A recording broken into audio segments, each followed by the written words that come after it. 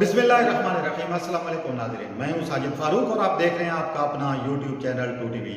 नाज़रीन, इस वक्त मौजूद हैं हम यहाँ पे पार्लियामेंट हाउस में और आज कौमी असम्बली और सेनेट के इजलास थे और आज ईवान के जो पार्लियामेंट के दोनों ईवान हैं वहाँ पे हमने देखा कि ये जो कार्रवाई है ईवान की, इनकी कार्रवाई आज थोड़ी देर ही चली है। सबसे पहले अगर हम बात करें कौमी असम्बली की, तो कौमी असम्बली का इजलास अब जब शुरू हुआ तो तिलावत और नात के बाद कोरम की निशानदेही कर दी गई, लेकिन कोरम पूरा न होने की वजह से, अरकान की तादाद कम होने की वजह से आज का इजलास जो है वो बगैर किसी कार्रवाई के मुलतवी हो गया। आज अपोजिशन जो है वो पूरी तरह तैयारी करके आई थी, ख़ास तौर पर पेट्रोलियम मसनूआत की कीमतों में जो इजाफा हुआ है उस हवाले से और महंगाई के खिलाफ। लेकिन कोरम के पॉइंट आउट करने का मकसद भी यही था कि हुकूमत को अंडर प्रेशर लाना चाहती थी अपोजिशन। और आज जब चूँकि इजलास में कोरम पूरा करना चूँकि हुकूमत की जिम्मेदारी थी, लेकिन कोरम पूरा न होने की वजह से कौमी असम्बली के इजलास में आज जो है वो कार्रवाई आगे नहीं बढ़ सकी। दूसरी तरफ सेनेट का इजलास भी जारी था। सेनेट का इजलास में आज जब वक्फ सवालात के बाद जब अपोजिशन अरकान ने, ख़ासतौर पर कायदे इख्तिलाफ सैयद यूसुफ रज़ा गिलानी ने खड़े होकर जो पेट्रोलियम मसनूआत की कीमतों में इजाफा हुआ है उस हवाले से उन्होंने नुक्ता एतराज़ पर इज़हार ख्याल किया और उन्होंने कहा कि पेट्रोलियम मसनूआत की कीमतों में इजाफे और महंगाई की वजह से आवाम जो है वो बहुत परेशान है और उनकी मुश्किलात दिन ब दिन जो है बढ़ रही हैं।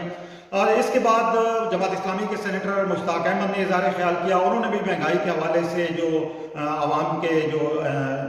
आवाम में तशवीश पाई जाती है उस पर बात की। मुख्तलिफ अशिया की कीमतों में जो इजाफा हुआ है, रिलीफ पैकेज का भी उन्होंने जो वज़ीर आज़म की तरफ से जिसका ऐलान हुआ है उस पर भी उन्होंने नुक्ताचीनी की और कड़ी तनकीद की।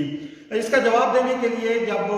सेनेट में कायदे-ए-ईवान डॉक्टर शहजाद वसीम खड़े हुए, अभी वो उन्होंने अपनी तकरीर शुरू ही की थी और चंद कलमात ही गए थे तो अपोजिशन अरकान ने उनकी तकरीर में जो है वो बार बार खलत डालना शुरू कर दिया और ख़ास तौर पर पीपल्स पार्टी के जो अरकान हैं उनकी तरफ से बार बार जुमले और फिक्रे कसे जाते रहे, जिसकी वजह से कायदे-ए-ईवान ने जो है वो अपोजिशन अरकान से कहा कि वो उन्हें अपनी बात मुकम्मल करने दें, लेकिन अपोजिशन अरकान इस पर बात नहीं आए। और जैसे जैसे ये कायदे-ए-ईवान की तरफ से कुछ हक़ाइक़ पेश किए गए माजी के हवाले से और ख़ासतौर पीपल्स पार्टी और मुस्लिम लीग नून के दौर में जो मंसूबे थे मुख्तलिफ या जो इक़दामात थे उस हवाले से जब उन्होंने बात की तो उस पर अपोजिशन अरकान जो है वो उन्होंने शदीद हंगामा आराई शुरू कर दी। डॉक्टर शहजाद वसीम की जो नशिस्त थी उसके इर्द गिर्द वो जमा हो गए। स्पीकर डाइस के जो चेयरमैन सेनेट का जो डाइस है उसके करीब भी वो आ गए। चेयरमैन सेनेट बार बार अपोजिशन अरकान को जो है वो अपनी नशिस्तों पर जाने के लिए कहते रहे, लेकिन उन्होंने उनकी बात पे कान न धरा और मुसलसल नारेबाजी और एहतजाज जो है वो अपना जारी रखा। जब ये ईवान का माहौल ज़्यादा कशीदा हुआ तो इस मौके पर जो हुकूमती बेंचों के अरकान थे वो भी कायदे-ए-ईवान डॉक्टर शहजाद वसीम की नशिस्तों के इर्द गिर्द जमा हो गया और उनकी नशिस्त के गिर्द जमा होकर उन्होंने भी उनका अपोजिशन अरकान से उनके बचाव के लिए एक तरह का हासार बना लिया।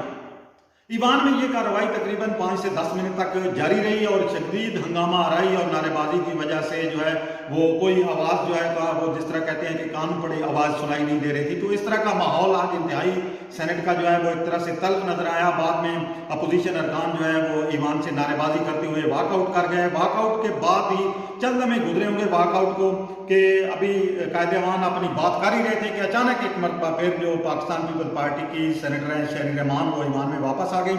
और उन्होंने ईवान में आकर कोरम की निशानदेही कर दी, जिस पर चेयरमैन सेनेट की हिदायत पर 5 मिनट तक घंटियां बजाई गई ईवान में और उसके बाद जब गिनती की गई تو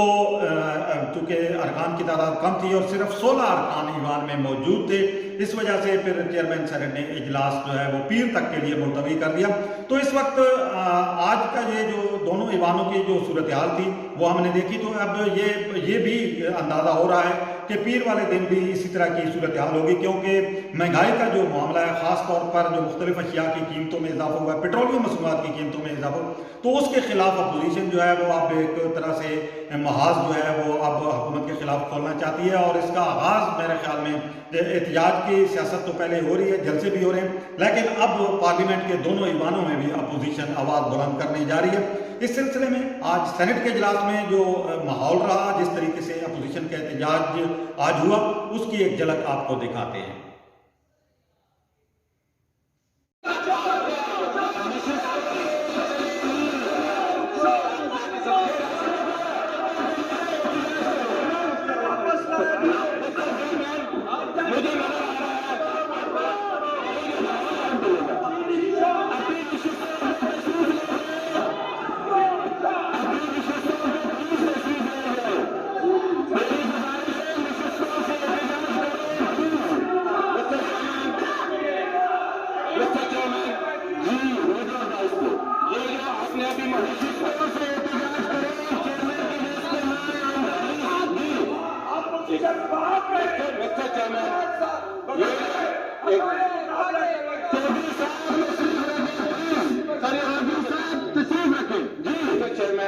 اپنی نشستوں سے احتجاج کرے، احتجاج کا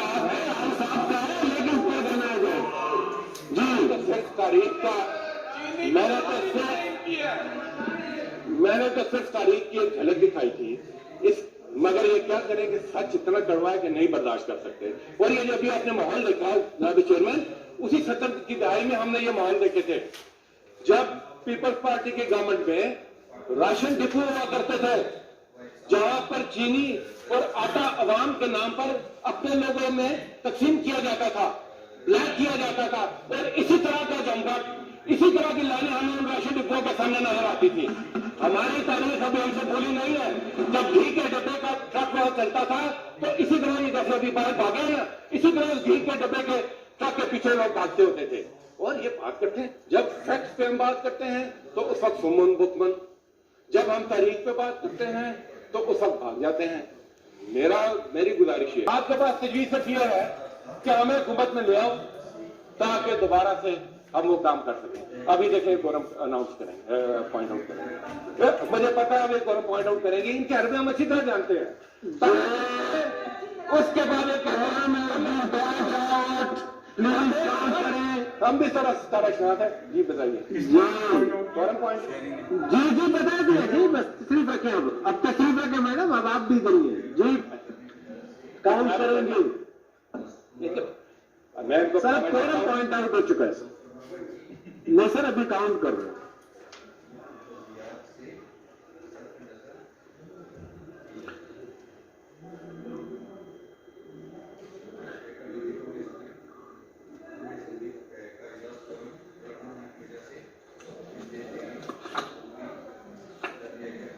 جی گنتیاں بجائیں 5 منٹ کی ہے ہوئی، اور سے نہ ٹینکور ہم گنتیاں بجائیں گے۔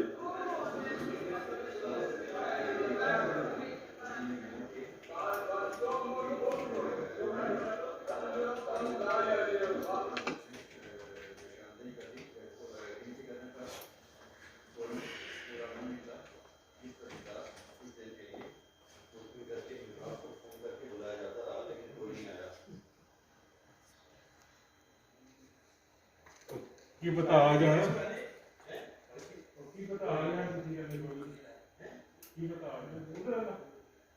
ادھر ہی ہو گیا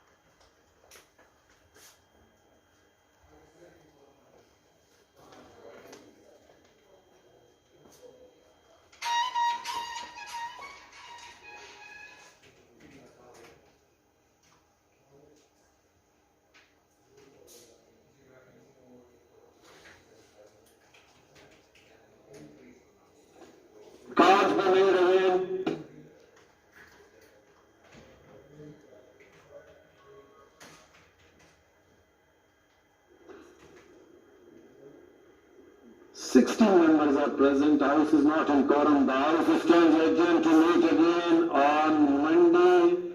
the 8th November 2021 at 4:30 p.m. 4:30.